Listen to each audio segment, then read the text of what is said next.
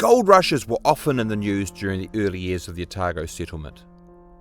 There was the Great Gold Strike in California in 1848, and then in Victoria just across the Tasman in 1851.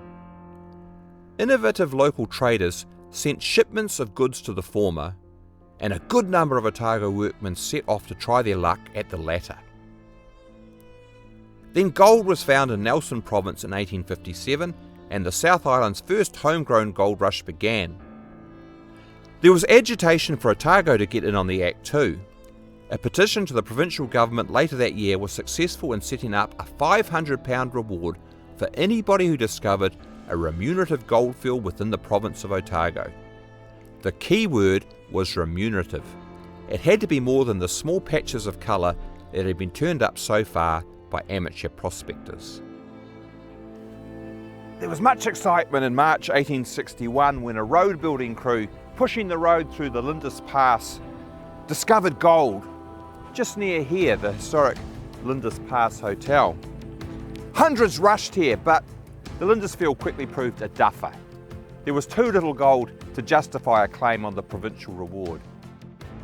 Meanwhile, an experienced Australian prospector by the name of Gabriel Reid had picked up on the scattered rumours of gold being found around Otago and sailed across the Tasman to investigate for himself. Following the trail of Edward Peters and other prospectors who'd been here earlier, Reid eventually made his way here to the Tuapeka. Now this was then sheep country, thinly populated by a few run holders, their farm labourers and shepherds, people who were happy to live in the splendid isolation of inland Otago. Everywhere he went, Reid received a warm welcome but total discouragement. The false promises of previous discoveries had left Tuapeka's scattered inhabitants extremely cynical when it came to news of gold strikes. Nonetheless, he persevered, bringing genuine expertise to the task. And so it was that just here, in the gathering darkness on the 23rd of May 1861, Gabriel Reid shovelled away the gravel on a shallow bar across the Tuapeka Creek, and in his memorable phrase, saw gold shining like the stars of Orion on a dark, frosty night.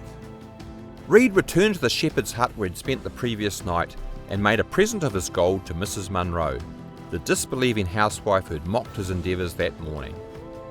Helen Munro would soon make her own strike, recorded now in the place name Munro's Gully, just as Reid's is at the place where he transformed Otago's future. Nothing we can see here looks anything like what Gabriel Reid and Helen Munro would have seen, however. This whole gully, like so many places in Otago, was utterly devastated by the years of digging and sluicing that were to follow. And it would actually have to go down 10 metres to get to the original stream bed that Gabriel Reid worked on in 1861. The impact on Otago's social fabric was just as profound. Gabriel Reid's discovery proved to be the vital breakthrough. Within a couple of months, gold became the sole topic of conversation in Dunedin, and almost every man Jack headed inland to try his luck. A horde of miners would soon descend from Victoria and further afield too. The great era of Otago's gold rushes was underway.